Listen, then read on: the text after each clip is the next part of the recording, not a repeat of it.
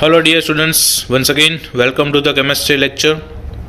આપણે લોકો ધોરણ 11માં ચેપ્ટર નંબર 6 એટલે કે ઉષ્માગતિશાસ્ત્ર કરી રહ્યા છીએ અને તમે જાણો છો એ પ્રમાણે આપણે એમનું સ્વાધ્યાયનું સોલ્યુશન કરી રહ્યા છીએ, રાઈટ? તો એમાં લાસ્ટ લેક્ચર સુધી આપણે 15 ક્વેશ્ચન સોલ્વ કર્યા છીએ. આજે છઠ્ઠા ચેપ્ટરનો 16મો ક્વેશ્ચન એટલે કે સ્ક્રીનમાં તમને દેખાય છે એ મુજબ નિરાળી પ્રણાલી માટે ડેલ્ટા યુ બરાબર 0 છે તો ડેલ્ટા એસ બરાબર શું થશે? ડેલ્ટા એસ એટલે કે એન્ટ્રોપીનો ફેરફાર. હવે અહીંયા તમને ખબર છે કે ડેલ્ટા યુ બરાબર 0 છે એટલે કે આંતરિક ઉર્જાનો ફેરફાર 0 છે એટલે કે કોઈ ઉષ્મીય પરિબળ ભાગ ભજવતું નથી અને ઉષ્મીય કોઈ પરિબળ ના હોય એટલે કે ક્યુ બરાબર 0 થાય. ઉષ્મીય પરિબળ નથી એટલે કે ક્યુ બરાબર 0 થાય એટલે કે આપણે કંઈ ઉષ્મા આપવી પડે કે એવું કંઈ છે નહીં.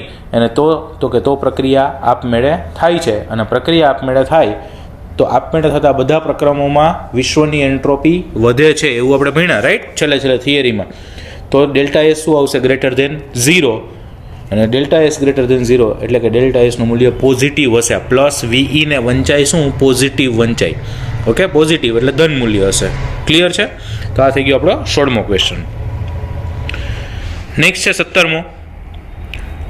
2a + b એમાંથી c બને આવી કોઈક પ્રક્રિયા આપી છે. એના માટે 298 કેલ્વિન તાપમાને ડેલ્ટા એચ બરાબર 400 કિલો જૂલ પ્રતિ મોલ અને ડેલ્ટા એસ બરાબર 0.2 kilo joule kelvin inverse mall inverse પ્રક્રિયા માટે ડેલ્ટા એચ અને ડેલ્ટા એસ ગણો અને પ્રાકથન કરો કે પ્રક્રિયા કયા તાપમાને સ્વયંસ્ફુરિત થશે કે નહીં. ઓકે, અથવા તો કયા તાપમાને સ્વયંસ્ફુરિત થશે. ઓકે, આ પ્રશ્ન લખવામાં થોડું મિસ્ટેક હોય એવું લાગે છે, કયા તાપમાને થશે કે નહીં, એટલે ટૂંકમાં કયા તાપમાને થશે એવું લખ્યું છે. સ્વયંસ્ફુરિત એટલે કે આપમેળે. હવે અહીંયા સંતુલિત પ્રક્રિયા છે તો એના માટે ડેલ્ટા જી બરાબર 0 થાય.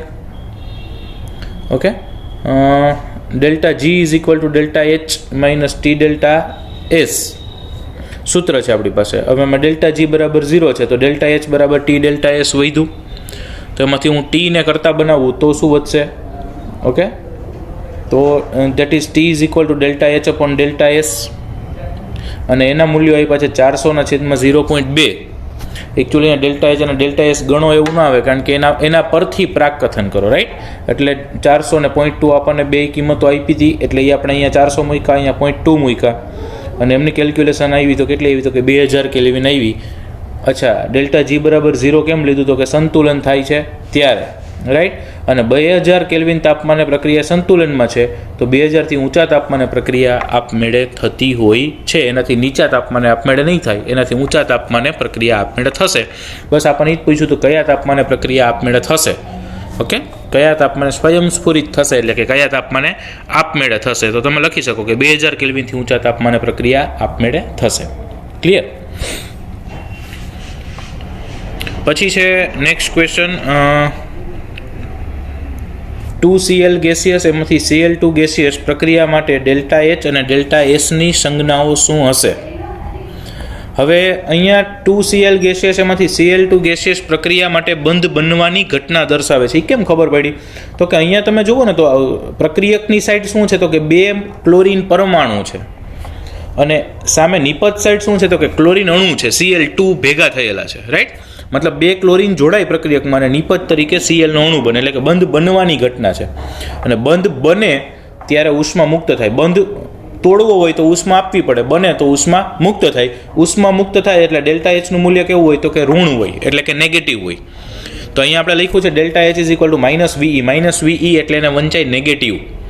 તો ડેલ્ટા એચનું મૂલ્ય ઋણ હશે. બીજું, 2 મોલ ક્લોરીન પરમાણુ છે એમાંથી 1 મોલ Cl2 અણુ બને છે. 2 મોલમાંથી 1 મોલ બને છે એટલે કે નંબર ઓફ મોલ ઘટે છે. નંબર ઓફ મોલ ઘટે તો અવ્યવસ્થા ઘટે. અવ્યવસ્થા ઘટે એટલે કે તો કે એન્ટ્રોપી પણ ઘટે. તો એન્ટ્રોપી ઘટે એટલે કે ડેલ્ટા એસનું મૂલ્ય નેગેટિવ હશે, ઋણ હશે. ક્લિયર છે? તો આવી રીતે ડેલ્ટા એચ નેગેટિવ અને delta S negative. Next question છે 2a + b એમાંથી 2d બધું ગેસિયસ છે એટલે કે વાયુરૂપ પ્રણાલી છે. એ પ્રક્રિયા માટે ડેલ્ટા U0 આપ્યું છે -10.5 કિલો જૂલ અને ડેલ્ટા S0 આપ્યો છે -44.1 જૂલ પર કેલ્વિન. એના માટે ડેલ્ટા G0 એટલે કે પ્રમાણિત મુક્ત ઉર્જાનો ફેરફાર ગણો અને પ્રાકકથન કરો કે પ્રક્રિયા સ્વયંસ્ફુરિત કઈ રીતે થઈ શકશે. પ્રાકકથન કરવું એટલે સૂચન કરવું, નિર્દેશ કરવો. ઓકે, તો સૌથી પહેલાં તો આપણે આ પ્રક્રિયા માટે delta H is equal to delta u plus delta NGRTનું સૂત્ર મૂકીએ તો એના ઉપરથી આપણને ડેલ્ટા H મળે. તો ડેલ્ટા યુ આપણને આપ્યું છે, ડેલ્ટા NGRT ડેલ્ટા NG ગોતવો પડે. તો ડેલ્ટા NG ગોતવા માટે ડેલ્ટા NG એટલે તો કે વાયુરૂપ નિપજના મોલ માઇનસ વાયુરૂપ પ્રક્રિયકના મોલ. વાયુરૂપ નિપજના મોલ 2 છે, પ્રક્રિયકના મોલ 2 + 1 એટલે 3 છે. તો 2 માંથી 3 જાય તો શું વધશે? તો કે -1.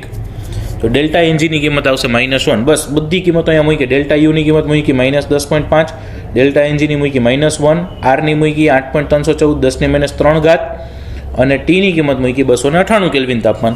બધાની સરસ ગણતરી કરો એટલે આ -10.5 એઝ ઇટ ઇઝ રહ્યું અને પહેલાંનું સાદું રૂપ આપો ડેલ્ટા NGRTનું એટલે એ આવશે -2.48 એટલે કે ટોટલ આવશે -12.98 કિલો જૂલ. આ ડેલ્ટા Hની કિંમત આવી. હવે delta G is equal to delta H - T delta H સૂત્ર છે આપણી પાસે, તો કે હા. ઓકે, એટલે એના ઉપરથી આપણે ડેલ્ટા Hની કિંમત -12.98 મૂકી, T 298 મૂક્યું, ડેલ્ટા Sની કિંમત આપણને આપી છે -44.1 × 10 - 3. એમ કેમ કર્યું છે ભાઈ? તો કે જો તમે અહીંયા ડેલ્ટા Hની જે કિંમત છે એ આપણે કિલો જૂલમાં ગણી છે અને આ જે આપી છે ડેલ્ટા S એ જૂલમાં આપી છે, રાઈટ? 1 કિલો જૂલમાં છે ને 1 જૂલમાં છે, એવું ન ચાલે. એટલે કાં બંનેને જૂલમાં રાખવા પડે, કાં બંનેને કિલો જૂલમાં રાખવા પડે. એટલે આપણે બંનેને કિલો જૂલમાં ફેરવીએ છીએ. એટલે અહીંયા આપણે -44.1 ગુણ્યા 10 - 3 ઘાત કર્યું છે અને સાદું રૂપ આપતા એ આવશે કેટલું? તો કે 0.16 કિલો જૂલ. ઓકે, બીજું અહીંયા ડેલ્ટા Gનું મૂલ્ય કેવું આવે છે? તો કે ધન મૂલ્ય આવે છે અને ડેલ્ટા Gનું મૂલ્ય ધન છે, તેથી પ્રક્રિયા સ્વયંસ્ફુરિત થશે નહીં. કારણ કે આપણે ઓલરેડી ભણી ગયા જે પ્રક્રિયા આપમેળે થતી હોય એટલે કે સ્વયંસ્ફુરિત થતી હોય એના માટે ડેલ્ટા Gનું મૂલ્ય ઋણ હોય છે. અહીંયા ડેલ્ટા Gનું મૂલ્ય ધન છે એટલે કે પ્રક્રિયા સ્વયંસ્ફુરિત એટલે કે આપમેળે થશે નહીં. ઓકે, નેક્સ્ટ ક્વેશ્ચન છે. એક પ્રક્રિયા માટે સંતુલન અચળાંક 10 છે. ઓકે, અને ડેલ્ટા G0નું મૂલ્ય કેટલું થશે?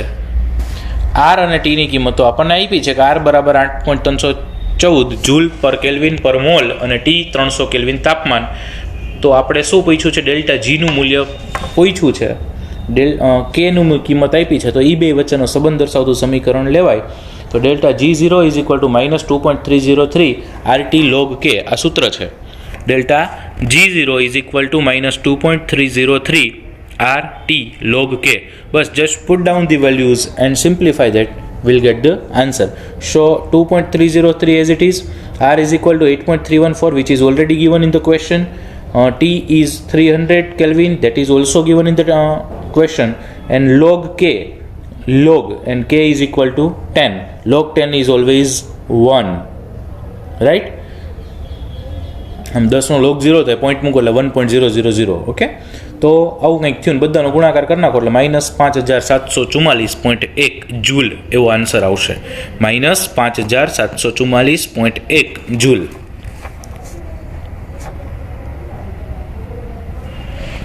ઓકે, નેક્સ્ટ ક્વેશ્ચન છે નાઇટ્રિક ઓક્સાઇડ NO માટે ઉષ્માગતીય સ્થાયીતા પર ટીકા કરો. એટલે આપણે ટૂંકમાં કહેવાનું છે કે ઉષ્માગતિકીય રીતે સ્થાયી છે કે અસ્થાયી છે કે શું છે. પ્રક્રિયા આપી છે 1/2 N2 gaseous plus 1/2 O2 gaseous gives NO gaseous. Delta H0ની વેલ્યુ છે 90 કિલોજૂલ પ્રતિ મોલ. એન્થાલ્પી ફેરફાર એટલો છે અને નાઇટ્રિક ઓક્સાઇડની પાછી ઓક્સિડેશન પ્રક્રિયા કરો એટલે એની પાછી ઓક્સિજન હારે પ્રક્રિયા થાય તો એનું પાછું નાઇટ્રોજન ડાયોક્સાઇડમાં રૂપાંતર થાય અને એના માટે ડેલ્ટા H0 છે -74 કિલોજૂલ પ્રતિ મોલ. ટૂંકમાં આમાં એ જોવું પડે કે NO બને ને, NO બને ત્યારે 90 કિલોજૂલ પ્રતિ મોલ છે અને NOમાંથી પાછું NO2માં રૂપાંતર થઈ જતું હોય તો એ પાછું -74 કિલોજૂલ મોલ છે. ઓકે, નાઇટ્રિક ઓક્સાઇડની સ્થાયીતાની ચર્ચા કરવાની છે તો પહેલાં નાઇટ્રિક ઓક્સાઇડ બને એની ચર્ચા છે. ત્યારે આપ્યું છે 90 કિલોજૂલ અને એ નાઇટ્રિક ઓક્સાઇડનું પાછું ઓક્સિડેશન થઈ જાય પાછું NO2 બને એને માટે ડેલ્ટા એચ છે -74 કિલોજૂલ. હવે એના ઉપરથી આપણે એનાલિસિસ કરવાનું થશે કે પ્રથમ પ્રક્રિયામાં ઉષ્મા શોષાય છે કારણ કે ધન મૂલ્ય આપ્યું ડેલ્ટા એચનું, તેથી NO અસ્થાયી છે. બીજી પ્રક્રિયામાં ઉષ્મા મુક્ત થાય છે, તેથી NO2 સ્થાયી છે. ઓકે, કારણ કે પહેલામાં તમે જો ઉષ્મા શોષાય છે 90 કિલોજૂલ આપવી પડે છે. 90 કિલોજૂલ આપો એટલે કે એ પ્રક્રિયા ઉષ્મા આપવી પડે તો NO બને, મતલબ NO છે એ એટલો સરળતાથી બને ને એટલે અસ્થાયી છે. બીજું NO માંથી પાછું NO2 માં રૂપાંતર થાય એ પાછી ઉષ્મા મુક્ત થાય છે, તો એ તો આપમેળે થવાની છે. તો ટૂંકમાં જેવું નાઇટ્રિક ઓક્સાઇડ બનાવો ને એ ભેગું એમાંથી પાછું શું બનવા માંડે તો કે નાઇટ્રોજન ડાયોક્સાઇડ બનવા માંડે. એટલે કે NO છે એ બહુ વધારે સ્થાયી બનશે નહીં, NO2 છે એ આપમેળે બને છે કારણ કે માઇનસમાં વેલ્યુ છે, તો એ સ્થાયી છે. એટલે આપણે કહી દીધું કે NO અસ્થાયી છે, NO2 સ્થાયી છે. એની વાક્ય પાછું ત્રીજી વાર લખ્યું છે. ક્લિયર? ગુડ. ચલો નેક્સ્ટ ક્વેશ્ચન છે, પ્રમાણિત પરિસ્થિતિમાં 1 મોલ H2O લિક્વિડ બને ત્યારે થતો એન્ટ્રોપી ફેરફાર ગણો. Delta H0 is equal two -286 કિલોજૂલ પ્રતિ મોલ એવું આપી દીધું છે. તો સૌથી પહેલાં આપણે શું કરવું પડશે મિત્રો, તો કે H2O ના બનવાની સમીકરણ લખીએ. તો H2O બનવાનું સમીકરણ લખીએ એટલે H2 + 1/2 O2. અહીંયા O2 લખેલું આવશે જે કદાચ પ્રિન્ટિંગ મિસ્ટેકમાં નથી લખાણું. ઓકે, 1/2 એકલું નહીં આવે, 1/2 O2 આવે.